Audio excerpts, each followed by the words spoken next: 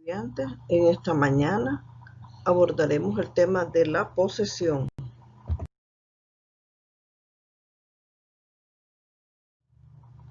El objetivo de iniciar a estudiar este tema es que el estudiante conozca todo lo relativo a la posesión, como su concepto, clasificación, tiempo de posesión y la aplicación de este conocimiento al caso concreto en la sociedad.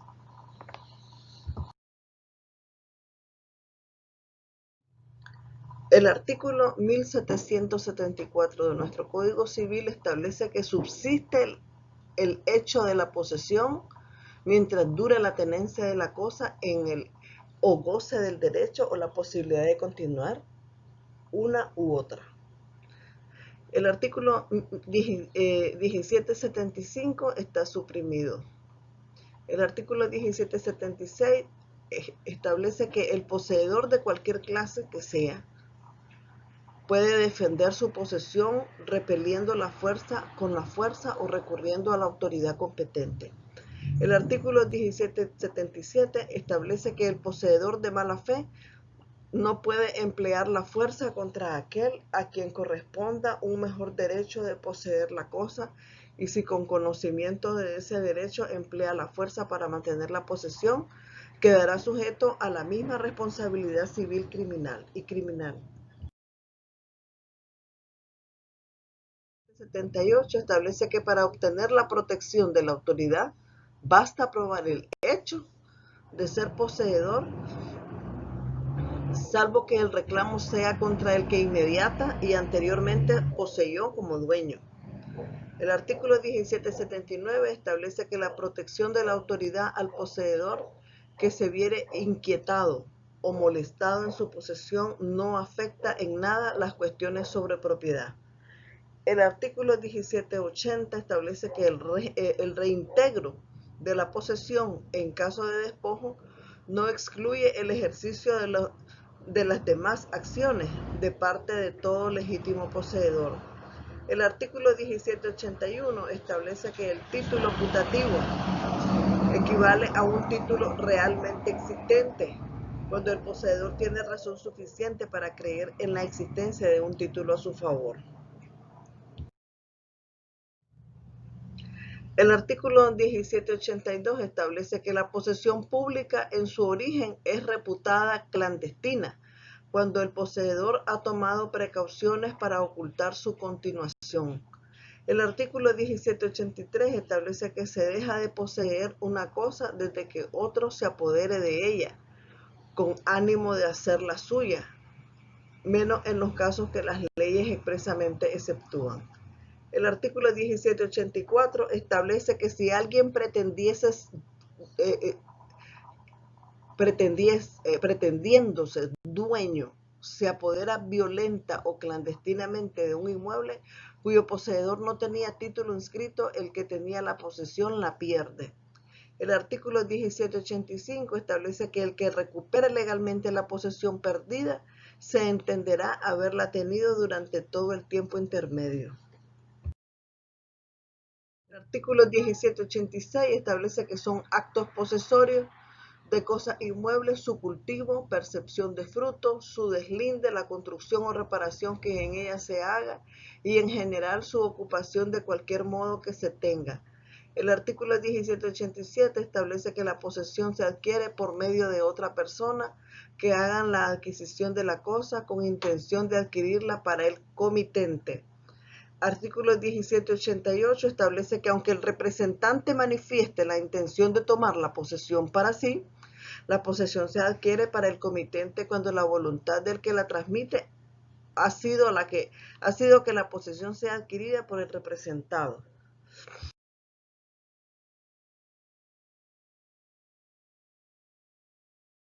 El 89 establece que para la adquisición de la posesión por medio de un tercero no es preciso que la voluntad del mandante coincida con el acto material de su representante. La buena fe del representante que adquirió la posesión no salva la mala fe del representado, ni la mala fe del representante excluye la buena fe del representado. El artículo 1791 establece que la posesión se adquiere por medio de un tercero que no sea mandatario para tomarla desde que el acto sea ratificado por la persona para quien se tomó la ratificación, retrotrae la posesión adquirida al día en que fue tomada por el gestor oficioso. El artículo 1792 establece que la posesión se conserva no solo por el poseedor mismo, sino por medio de otra persona, sea en virtud de un mandato especial, sea que la persona obre como representante legal de aquel por quien posee. El artículo 1793 establece que la posesión subsiste aun cuando el que poseía a nombre del poseedor manifestare la voluntad de poseer a nombre suyo, o aunque el representante del poseedor abandonare la cosa o falleciere, o este o su representante llegare a ser incapaz de adquirir una posesión. El artículo 1794 establece que la posesión de una cosa no solo se conserva por medio de los que la tienen a nombre del poseedor, sino también por aquella que la tiene a nombre de esto, aunque los reputen verdaderos poseedores y tuvieran la intención de conservar la posesión para ellos. El artículo 1795 establece cuando aquel por medio del cual se tiene la posesión muere, la posesión se continúa por medio del heredero, aunque éste creyere que la propiedad y la posesión pertenecían a su autor.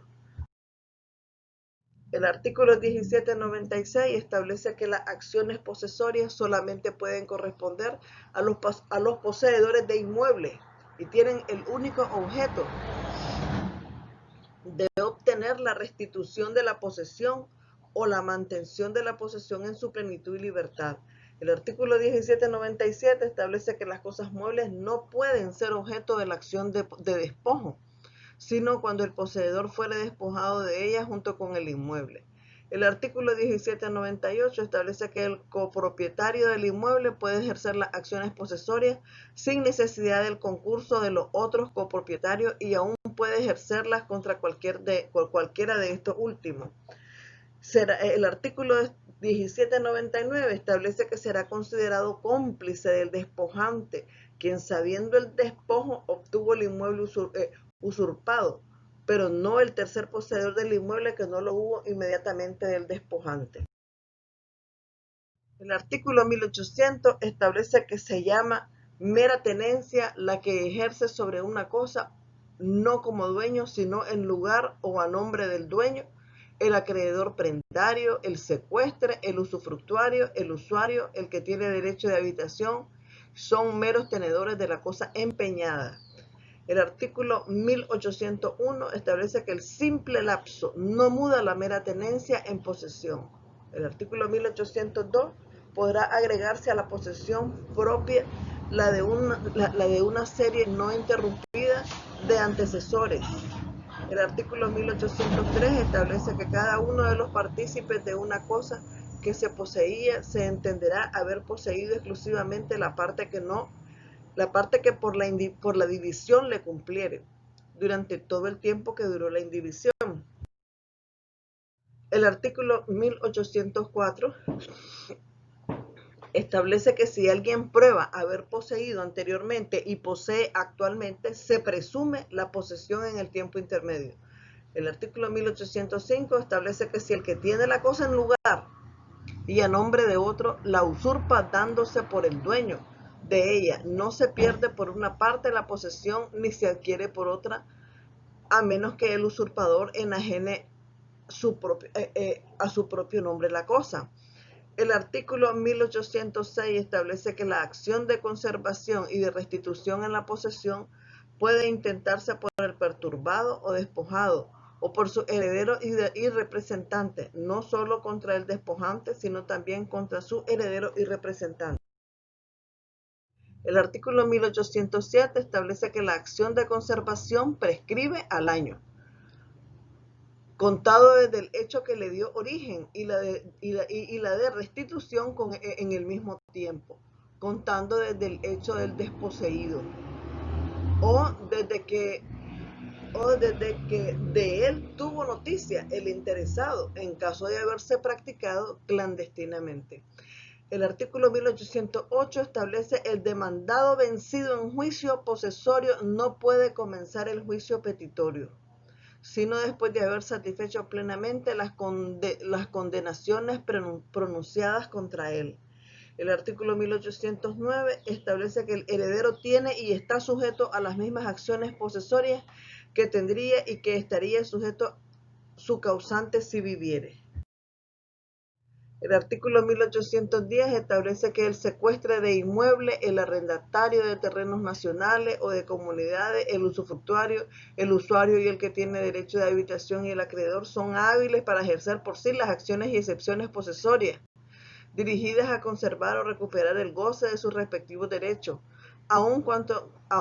en contra del propietario. El artículo 1811 establece que la acción para la restitución puede dirigirse no solo contra el usurpador, sino contra toda persona cuya posesión se derive del usurpador por cualquier título, pero no serán obligados a la indemnización de perjuicio. El artículo 1812 establece que todo el que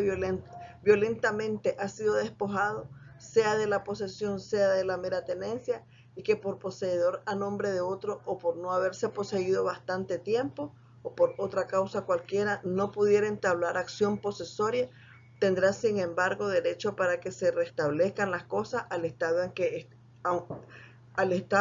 que antes se hallaban. El artículo 1813 establece que el que tema que una obra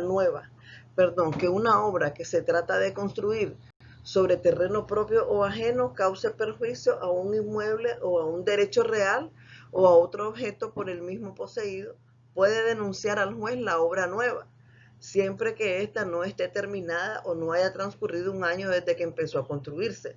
El artículo 1814 dice que son obras nuevas denunciables las que construidas en el predio sirviente embarazan el goce de una servidumbre constituida en él. Son igualmente denunciables las construcciones que se trate de sustentar en edificio ajeno, que no sea objeto de tal servidumbre. El artículo 1815 establece que el juez a solicitud de parte suspenderá la nueva previa fianza a pudacta suficiente, que el denunciante de la obra por los perjuicios causados por la suspensión, si en definitiva juzga infundada la oposición. El artículo 1816 establece que el que tema un edificio cualquiera, un árbol u otro objeto amenace peligro grave a un predio o a un objeto por el mismo poseído, tiene derecho a denunciarlo al juez y de obtener que se mande al dueño de tal edificio derribarlo.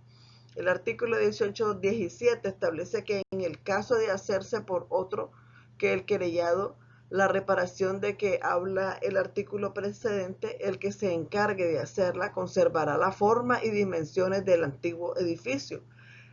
en todas sus partes, salvo si fuere necesario alterarla para precaver el peligro.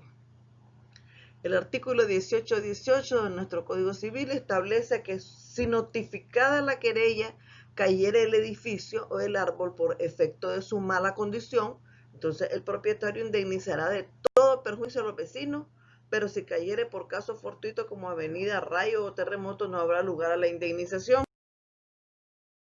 El artículo 1819 establece que si se hubieran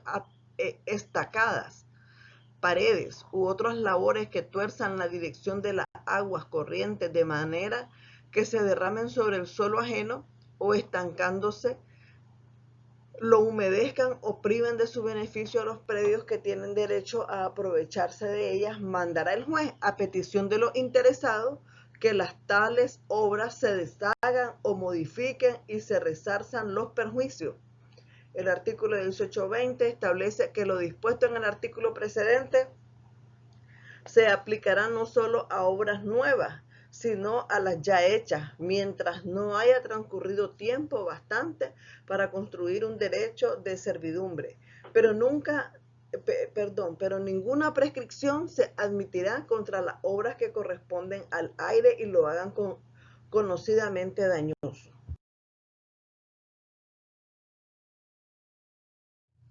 El artículo 1821 establece que el que hace obras para impedir la entrada de aguas que no es obligado a recibir, no es responsable de los daños que atajada de esa manera y sin intención y ocasionarlo puede causar en las tierras o edificios ajenos. El artículo 1822 establece que si concurriendo el agua por una heredad se estancare o torciere su curso embarazada por el cieno, piedras, palos u otras materias que acarrea y deposita, entonces los dueños de las heredades en que esta alteración del curso del agua cause perjuicio, tendrá derecho para obligar al dueño de la heredad en que ha sobrevenido el embarazo a removerlo. El artículo 1823 establece que siendo que las aguas de que se sirve un predio por negligencia del dueño en darle salida sin daño de su vecina, se derramen sobre otro predio, el dueño de este tendrá derecho para que se le resarza el perjuicio sufrido. El artículo 1824 establece que siempre que haya de prohibirse, destruirse o enmendarse una obra perteneciente a muchos, puede intentarse la denuncia o querella contra todos juntos o cualquiera de ellos, pero la indemnización a que por los años recibidos hubiere lugar se repartirá entre todos por igual, sin perjuicio de que los gravados con indemnización la dividan entre sí o a prorrata de la parte que tenga cada uno en la obra. El artículo 1825 establece que las acciones concedidas en este capítulo no tendrán lugar contra el ejercicio de servidumbre legítimamente constituida. Y el artículo 1826 establece que cuando la obra nueva o en mal estado del edificio, construcción o daño pueda perjudicar alguna cosa pública, o sea, una amenaza para los transeúntes, la municipalidad y cualquier persona del pueblo puede constituirse demandante como si se tratara de defender su propiedad o posesión. El artículo 1827. En caso de obras nuevas suspendidas, los interesados harán ventilar sus derechos en juicio sumario y en este el juez puede, según la circunstancia, o decretar la demolición de la obra o permitir que se mantenga y concluya con la obligación de indemnizar daños y perjuicios. Estamos hablando de las obras nuevas suspendidas. Las acciones municipales o popular se entenderán sin perjuicio de las competentes a los inmediatos interesados. Las acciones concedidas en este capítulo para la indemnización de un daño sufrido quedan prescritas al cabo de un año completo si dirigida o a precaver un daño no se prescriben mientras haya justo motivo de temerlo. Muchas gracias, jóvenes. Esto ha sido todo en cuanto al tema de la posesión. Muy buenos días.